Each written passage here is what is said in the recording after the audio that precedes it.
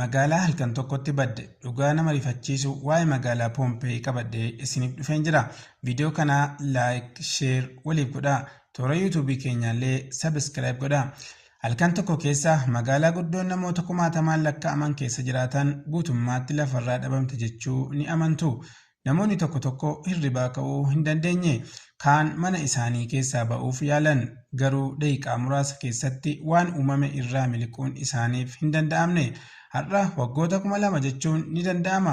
Booda namoonni isaanii akkamitti akka du'an, manneen isaanii maal akka fakkaatan, nyaanni isaaniillee akkamitti hafee argame jechuun waan nama ajaa'ibu ta'ee argame jira. Kun seenaa dhugaa, seenaa magaalaa Poompeeti. Magaalaan Poompee eessatti argamti? Magaalaan Poompeen mootummaa Roomaa jala turte. Gaara Vesuvius jedhamu jalatti argamti.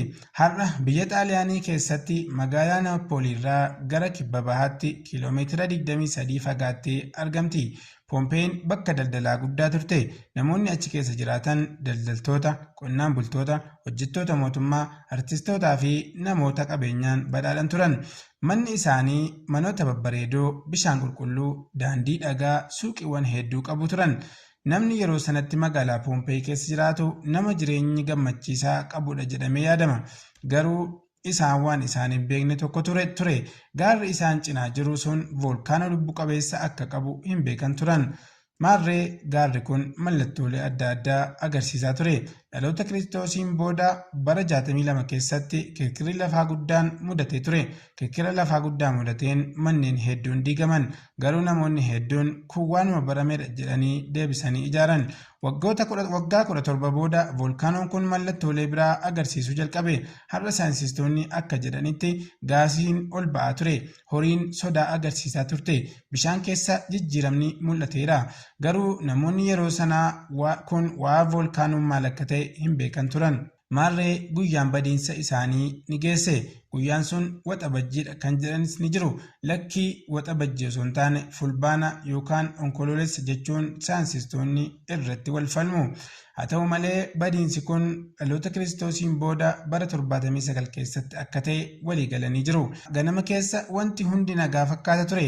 Yeroo muraasa booda voolkaanoon Vesuvius humna guddaan dho'e. Dho'iinsi isaa hanga kiiloomeetira 30 samii keessa ol faca'e.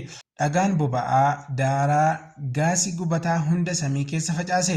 Poompee irratti roobni daaraa roobuu jalqabe.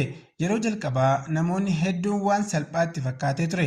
Garuu daaraan sun sa'aatii muraasa keessatti meetira hedduutti walitti tuulame.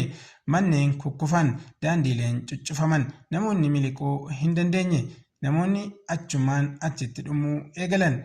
Waan hamaan hundarra sodaachisaan daaraa qofan turre. Gaasii fi hurkaan ho'aa baay'ee qabu paayirookilaastiik filoo jedhamu saffisa guddaadhaan magaalattiirra dhangala'e. Ho'i isaa baay'ee guddaa ture. Namni keessaa miliquu hin danda'u. Namoonni hedduun sekandii muraasa keessatti lubbuu isaanii dhaban. Qaamni isaanii booda daaraan haguugame. Waggaa 1000 booda yeroo qoratamu qaamni isaanii bakkuma jiranutti hafee argame. Kanaaf har'allee akka namni taa'ee hafetti, akka daa'imni haadha qabattee jirtutti, akka namni baqachuuf yaalaa turetti yeroo hafe ni agarsiisa. Poompeen waggoota 1700 ol lafa jala turte. Bara 1748 keessa qorannoon jalqabame. Saayinsistoonni qotuudhaan manneen, kutaalee garaagaraa, suuraa fi bocaawwan garaagaraa, meeshaalee mana keessaa, qarshii yeroo sanaa, nyaataa fi qaama namaa hedduu argatan. Kun har'a seenaa addunyaa keessatti argannoo guddaa tokko ta'ee argamee jira. Maarree wantoota nama dinqisiisan keessaa mana nyaataa durii argataniiru. Buddeena gubatee hafellee argatanii jiru. Halluuwwan manaa ammallee ni mul'atu. Daandii gaarii bara Roomaa ture sanas argatanii jiru. Teessuma tapha guddaa argataniiru. Hammam daldalli guddaan akka ture ragaan ni mul'isa. Har'a Poompee iddoowwan seenaa addunyaa keessatti baay'ee daawwataman keessaa ishee tokko taatee jirti. Namoonni miliyoona hedduun lakkaa'aman waggaa waggaatti daawwachuuf ni dhufu. Qorannoon haaraanis itti fufee jira. Yeroo yerootti wantoonni haaraan lafa jalaa ni argamu. Maarree seenaa magaalaa kana keessaa wantoota hedduu baranna. Seenaa Poompee irraa wanti guddaan baratamu uumamni humna guddaa akka qabu ni hubatama. Mallattooleen balaa salphifachuun miidhaa guddaa geessisuu akka danda'ullee irraa ni baratama. Seenaa eeguun dhaloota itti aanuuf murteessaadha. maarree mee yaaddanii beektu? Ganama mana keessaa baatee hojii kee ni deemta. Halkan garuu magaalaan kee guutuun seenaa qofa taatee hafte. Kun seenaa Poompeeyiiti. Magaalaa halkan tokko keessatti daaraan haguugamte garuu waggoota 2000 boodallee addunyaan guutuun waa'ee ishee dubbataa jiru. Yoo viidiyoon kun si gammachiise laayik godhi. Akkasuma chaanelii kana sabiskiraayib gochuun seenaa dhokataa fi dhugaa nama ajaa'ibu biroo akka waliin ilaallu nu deeggaruu hin dagatinaa.